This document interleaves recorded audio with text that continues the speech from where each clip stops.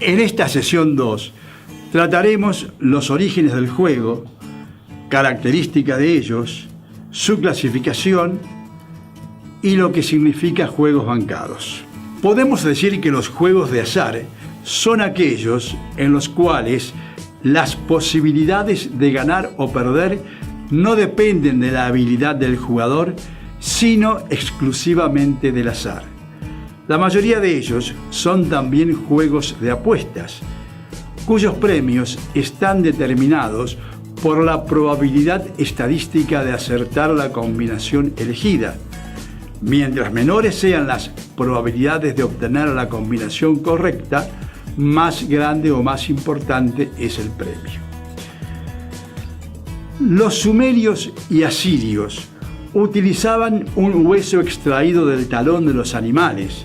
denominado astrágalo o talus, que tallaban para que pudieran caer en 4 posiciones distintas. Los juegos con dados se originaron en los tiempos del Imperio Romano, aunque no se conocen las reglas con las que se jugaban. Uno de estos juegos, denominado azar, que se escribe con H, Z y D final, palabra que en inglés y francés se asimila a riesgo o peligro, fue introducido en Europa con la Tercera Cruzada o Cruzada de los Reyes en el siglo XII. Las raíces etimológicas del término provienen de la palabra árabe al-azar, escrita al-azar, que significa dado. Algunos escritos, por su parte, aseveran que 3000 años antes de Cristo ya se apostaba por dinero o diversión en China y la consideran como la cuna de los juegos de azar, ya que 500 años antes de Cristo ya estaban presentes los juegos de mesa y que fueron los chinos los precursores de lo que podría asimilarse a las apuestas deportivas, en peleas y carreras, tanto de hombres como de animales. La invención del papel en el primer milenio de la era cristiana, más precisamente alrededor del año 100, permitió el avance de las formas de entretenimiento que se convirtieron en más complejas, transportables, ligeras y fáciles de manejar, lo que permitió la invención del juego de cartas.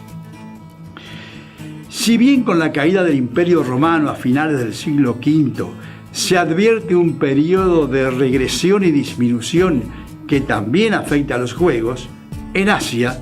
continúan creciendo y evolucionando con la invención del papel. En la Europa de la Edad Media, donde se advertía una gran brecha entre ricos y pobres, los juegos de azar más complejos eran reservados para la nobleza, porque eran quienes disponían del tiempo y el dinero para gastar. El juego de los dados resultaba más frecuente entre las clases bajas. Las barajas eran hechas a mano hasta que la invención de la imprenta en el año 1440 cambió la historia y revolucionó el juego, ya que también se pudieron imprimir sus reglas y trasladarlos a las clases más bajas, lo que facilitó su desarrollo de manera exponencial. El desarrollo del juego como tal se produjo al final del sistema feudal, donde las condiciones de vida de las personas mejoraron con más prosperidad y cultura. De tal manera, el Renacimiento habría representado en toda la historia el verdadero desarrollo y afirmación de los juegos de azar, e incluso dio lugar a la creación de los casinos y al juego del póker. Como características comunes de lo que se denomina juego, vamos a recurrir a Daniel Innerarity, filósofo y ensayista español contemporáneo, nacido en Bilbao en el año 1959, que dice que una de las características del juego es que se puede perder. Sin esa posibilidad, no cumpliría la función que esperamos de él, sería un simulacro de emoción con final asegurado. El juego interesa porque está igualmente abierto a la victoria y a la derrota. También sostiene que la gracia del juego radica en que no es una afectividad fácilmente previsible. La sensación de inseguridad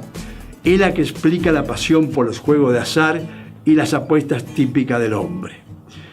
En el juego existe un predominio de los medios sobre los fines. En nuestra actividad diaria,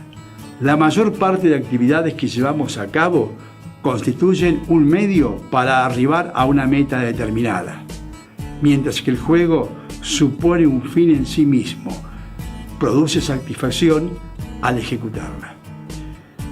Por otra parte, también sostenemos que el juego es una actividad espontánea y libre, que no puede ser impuesta en ningún momento. Supone una acción voluntaria, elegida libremente por quien la lleva a cabo. Hablamos sobre la clasificación de los juegos.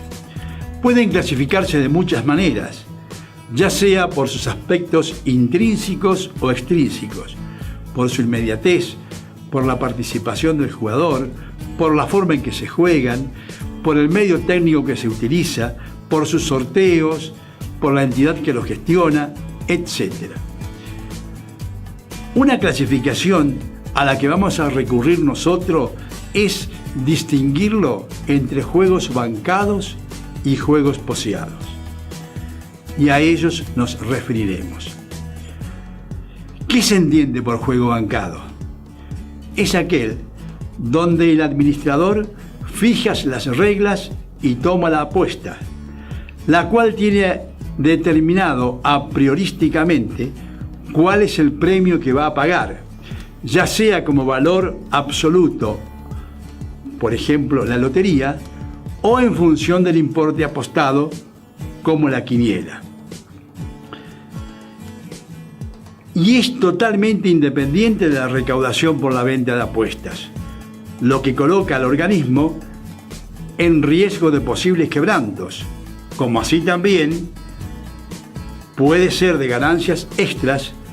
que solo se compensan en la reiterada repetición del fenómeno, es decir, en la prosecución, la continuidad de los sorteos. Juego poseado es aquel en que los premios se conforman en función de la recaudación, que considerada como una torta, destina una porción a premios y hace desaparecer para el organismo el factor riesgo, siendo entonces la utilidad solo en función del volumen de ventas logrado. Quiero dejar constancia que en este módulo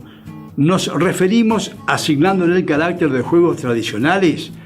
a aquellos oficializados que son comercializados a través de las agencias, subagencias y vendedores ambulantes que conforman la red comercial de venta que en sus respectivas jurisdicciones tienen los organismos administradores de juegos de azar de la República Argentina, no tratando en este caso o en esta instancia los juegos propios de casinos y salas de juegos. De ellos abordaremos muy genéricamente aspectos elementales que se deberían tener en cuenta para el contralor y fiscalización de las llamadas máquinas tragamonedas. Entre los juegos bancados encontramos principalmente la lotería tradicional, a la que podemos definir como un juego de azar de emisión compuesta de determinada cantidad de números, donde la suerte se determina mediante un sorteo en los que adjudican premios a los números que resultan agraciados en el sorteo respectivo.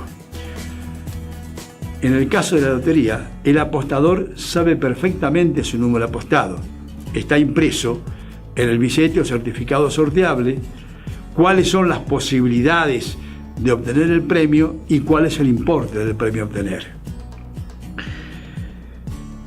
Con la finalidad de aportarles ligeros conocimientos sobre la historia de la que hoy denominamos lotería tradicional o de billetes, resulta interesante referirnos a los inicios de la misma en España, donde actualmente goza de muy buena aceptación a pesar de la gran variedad de juegos que compiten con ella. Es en el año 1763,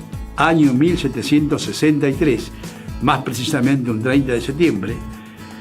que Carlos III firma un real decreto, en el que declara conveniente establecer en Madrid una lotería para beneficio de hospitales, hospicios, obras pías y públicas, regulando el qué, cuándo, cómo y dónde se podía jugar. Desde su nacimiento, la lotería comienza a calar hondo en la sociedad, incluyéndose en los usos y en la literatura costumbrista, como teatros, sainetes, novelas, canciones populares, etc. Pero la actual Lotería Nacional de Billetes de España nació durante la Guerra de la Independencia, que tuvo lugar entre los años 1808 al 1814. El entonces ministro del Consejo y Cámaras de India, González Carvajal,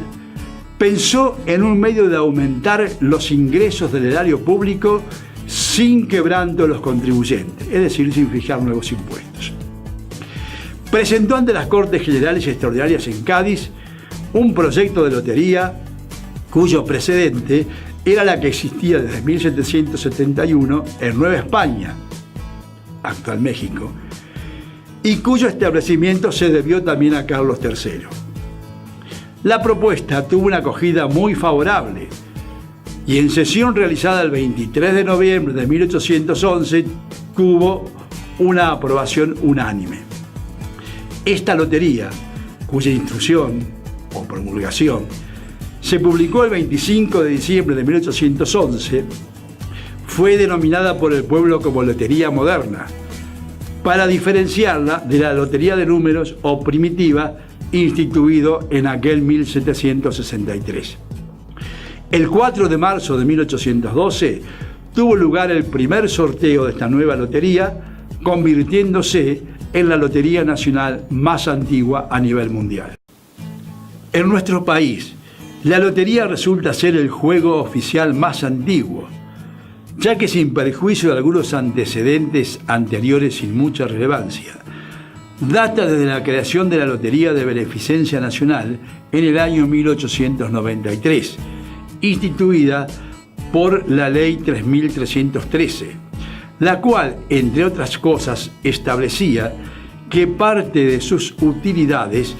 se debía distribuir entre los hospitales y asilos de la capital federal, de las provincias y de los territorios nacionales. Luego, y con el paso de los años, se fueron sumando las loterías emitidas por los organismos provinciales, que adquirieron importancia y relevancia en sus respectivas jurisdicciones, convirtiéndose en importantes fuentes de recursos para los respectivos erarios provinciales. Y logran su plenitud algunas de ellas a partir de la autorización promovida por el senador Salas Correa para que puedan venderse en la capital federal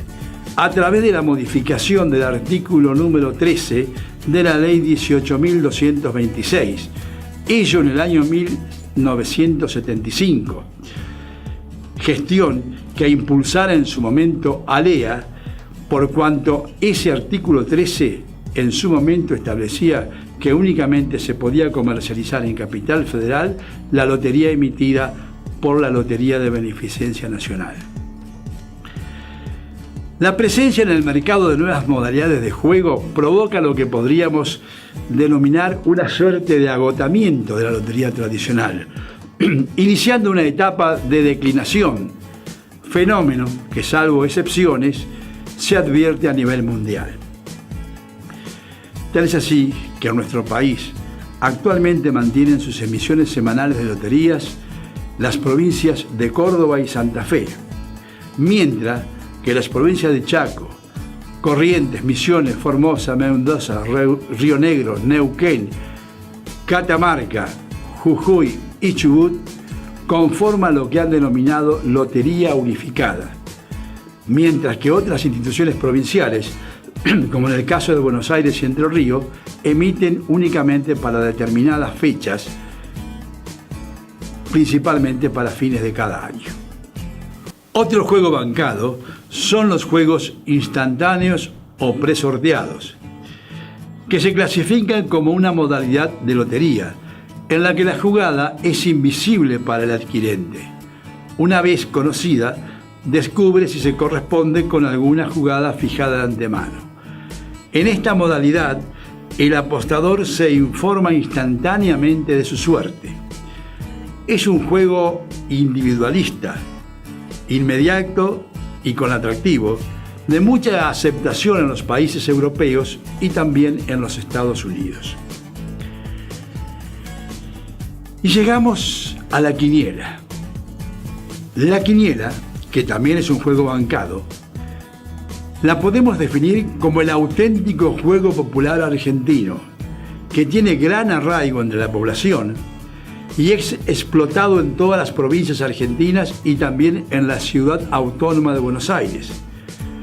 a tal punto que representa en forma absoluta el juego en agencias de mayor recaudación en todas las jurisdicciones. Considerado como un auténtico fenómeno social, encuentra su arraigo en los países del Río de la Plata, es decir, la República Argentina y la República Oriental del Uruguay. Si bien no existe bibliografía sobre este juego, hay datos llegados a nuestros días, transmitidos de generación en generación, que indican que fue a fines del siglo XIX que comienza a jugarse, por supuesto en forma irregular o clandestina, en las ciudades portuarias de ambos países y sus respectivos suburbios, existiendo aquellos que afirman que fue en la ciudad de Rosario, en la provincia de Santa Fe, donde comenzó a jugarse. Ciudad esta que contó con una gran inmigración proveniente de países europeos, pero en su gran mayoría italianos y particularmente genoveses, muchos de los cuales desarrollaban tareas relacionadas con la actividad portuaria, siendo el puerto de Rosario en aquella época de gran significación e importancia económica. El juego de la quiniela, con sus particularidades específicas que lo distinguen en el Río de la Plata, que lo hacen atractivo y muy simple, se supone que es una adaptación de uno o varios juegos europeos, o que simplemente comienza a jugarse a la terminación de las últimas cifras de los sorteos de la clásica lotería, y en muy corto plazo tiene gran aceptación y adquiere manifiesta popularidad, a tal punto que con el correr de no muchos años trasciende los límites geográficos y sociales de sus inicios, dando lugar al nacimiento de capitalistas o bancas de juegos que hacen con su explotación grandes ganancias, conforman una red irregular de comercialización que posibilita su expansión territorial y se traslada a las clases media y media alta. Y digamos que superadas las primeras décadas del siglo XX, ya se juega en todo el territorio de nuestra República Argentina y también en la de la vecina República del Uruguay. Por supuesto, como hemos dicho, la venta del juego revestía el carácter de ilegal, penada en los respectivos códigos contravencionales, pero la concupiscencia y complacencia policial, judicial y política le otorgaban una cuasi impunidad, razón por la cual el levantador o pasador del juego resultaba un personaje sumamente conocido que tomaba las apuestas a domicilio, en los bares, clubes, oficinas, fábricas, en todo lugar donde pudiera ingresar, mientras que el banquero o capitalista se rodeaba de amigos influyentes y honorables y adquiría cierta respetabilidad, colaborando con instituciones benéficas o similares. El primer estado provincial que adopta la decisión de oficializar la quiniela es la provincia de Tucumán. Y esto sucede en el año 1959, donde crea a tal efecto una red comercial de locales de venta, dándole cabida también a vendedores ambulantes. Son interesantes las argumentaciones esgrimidas por los legisladores en el mensaje de elevación del respectivo proyecto de ley. Claras y contundentes, se remitían a que, dada su explotación irregular y la imposibilidad fáctica de eliminarla, era necesario poner su administración en manos del Estado, justificando su existencia con la generación de recursos que se destinarían a fines eminentemente sociales. Similares consideraciones, pero totalmente ajustadas a un realismo práctico, a partir de los primeros años de la década del 70, son utilizadas en otras jurisdicciones provinciales y también en el ámbito de la capital federal, disponiéndose la oficialización del juego de la quiniela. Con esto resulta que su explotación y administración en manos del Estado generara recursos genuinos destinados a salud, educación y en general a obras de asistencia a la comunidad.